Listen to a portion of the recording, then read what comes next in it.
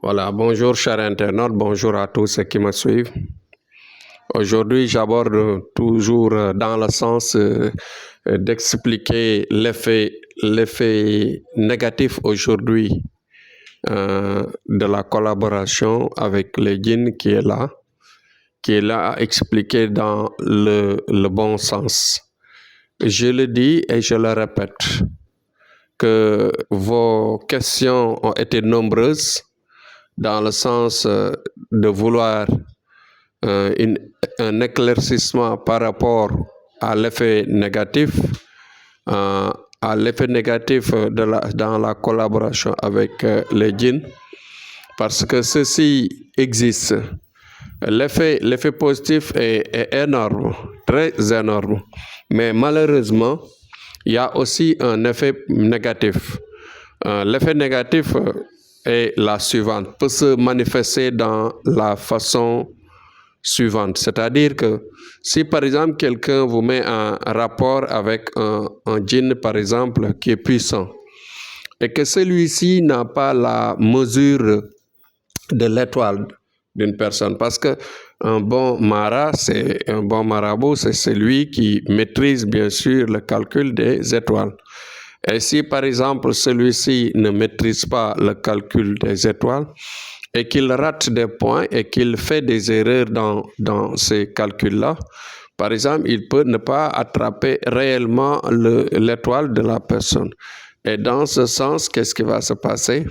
Ouais, la personne peut, par exemple, passer à côté. Se passer à côté comment?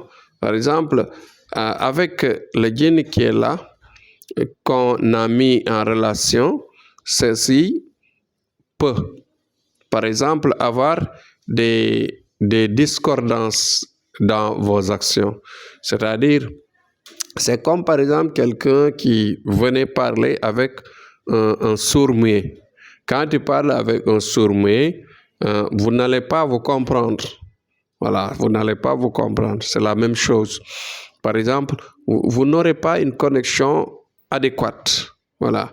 Là-bas, la connexion va dans le mauvais sens.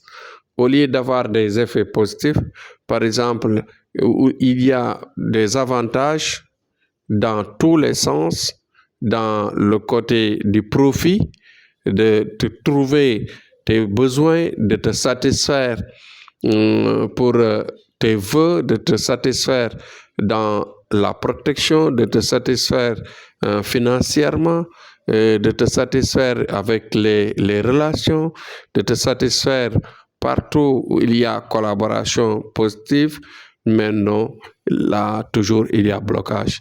Et l'effet le plus négatif, c'est quoi?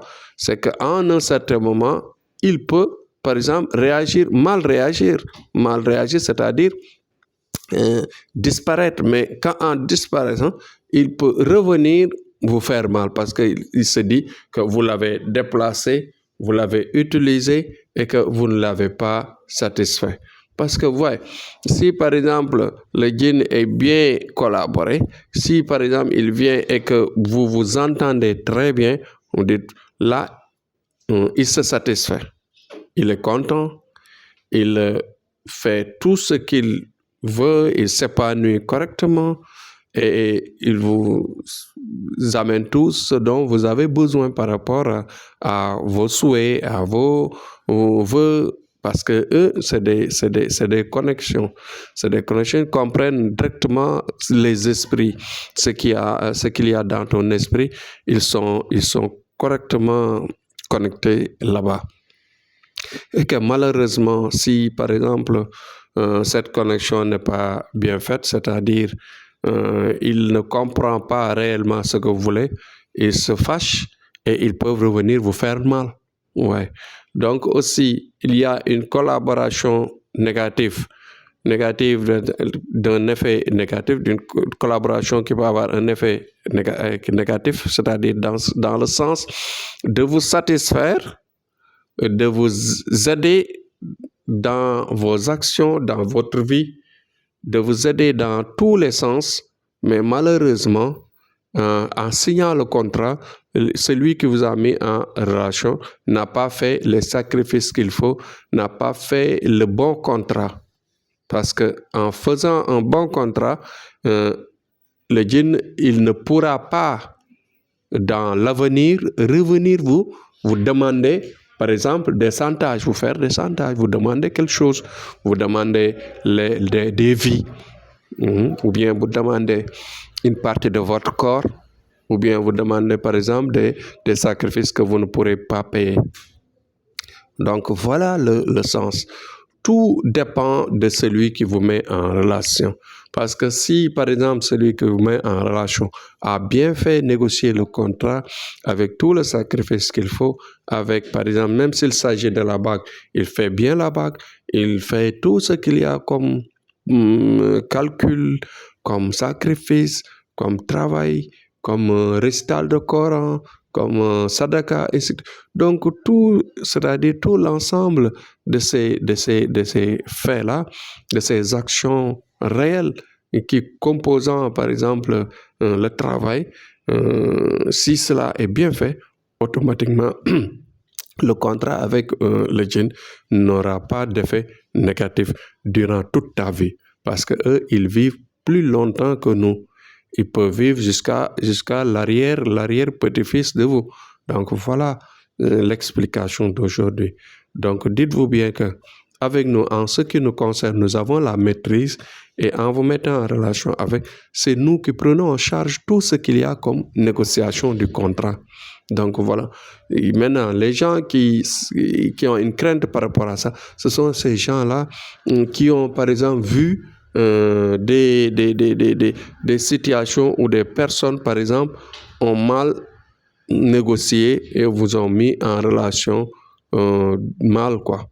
Voilà. Donc, si cela est bien fait, il n'y a pas d'effet négatif, il n'y a rien de grave, il n'y a rien de danger. Voilà, c'était ça. Le fond du problème, c'est qu'il faut savoir. Et Inch'Allah, si vous avez encore d'autres questions, nous serons toujours prêts à vous expliquer et à revenir sur ces sujets-là. Merci et courage à tous. Partagez le maximum pour aider les gens à saisir maintenant. Maintenant, il n'y a plus de crainte. En tout cas, à notre niveau, comme je l'ai dit, nous avons la maîtrise de vous mettre en relation avec les djinns sans pour autant vous laisser dans le vide. Donc, tous les dangers, tous les paramètres qui peuvent passer à côté pour créer la négativité dans la relation, nous les effaçons dans tous les sens. Merci, à demain, Inch'Allah.